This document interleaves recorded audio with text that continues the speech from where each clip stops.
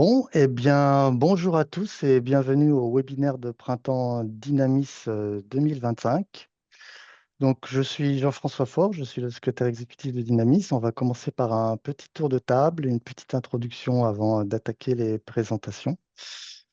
Donc, nous avons la présence d'un certain nombre de membres du bureau exécutif Dynamis. Si vous voulez bien lever la main tous, nous avons Stéphane Dupuis qui représente le CIRAD.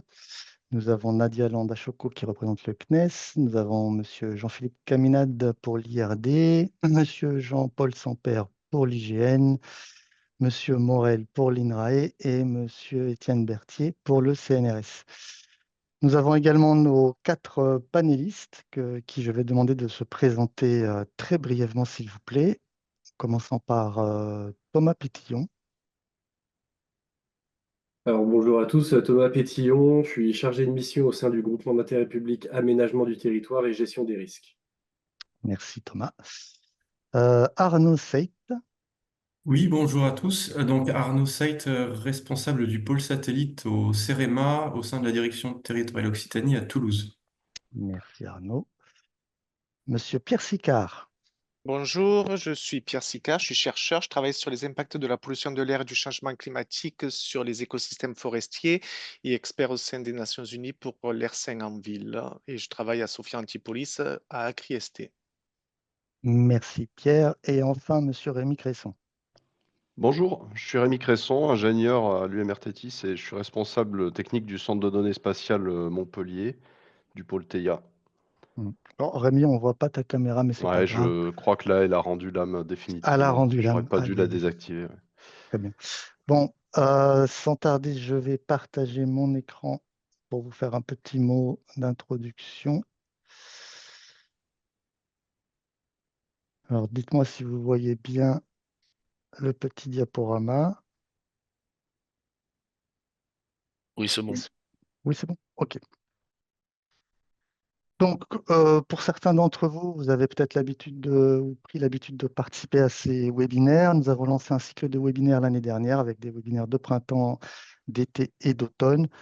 Donc, bien sûr, c'est pour voilà, vous tenir informé des actualités du dispositif, vous présenter des nouveautés, faire le point sur nos rendez-vous et puis pour animer la communauté d'utilisateurs pardon, de Dynamis.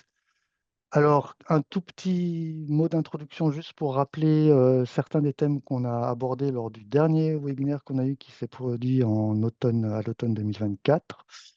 N'oubliez pas, si ça vous intéresse, ces thèmes, hein, que nous mettons en replay toutes les présentations qui sont faites au cours de ces webinaires. Donc, n'hésitez pas à consulter notre chaîne YouTube.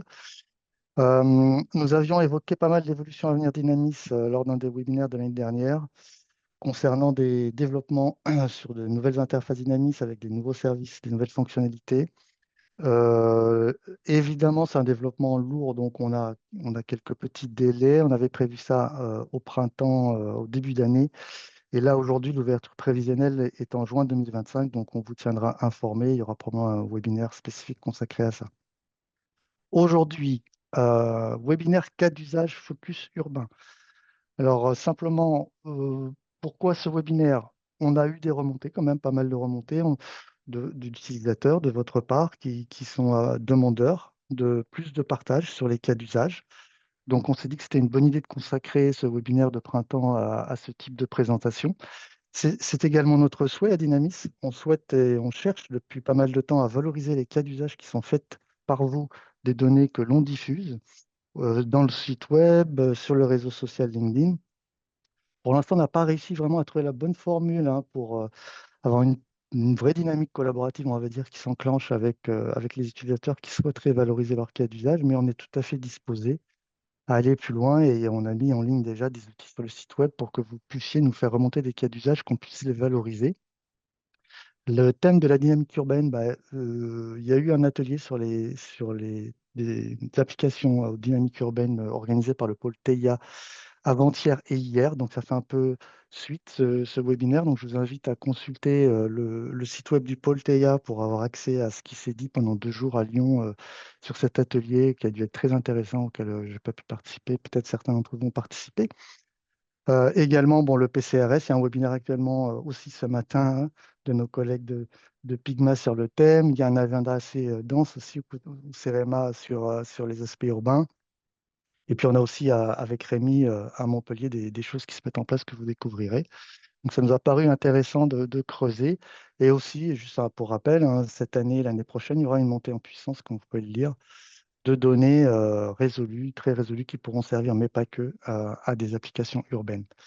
Sans plus tarder, le programme de ce webinaire aujourd'hui. Donc, nous allons commencer par le PCRS et Thomas Pétillon du JPAD-GIRI. Ensuite, une société qui s'est présentée qui va parler de la cartographie des îlots de chaleur en ville.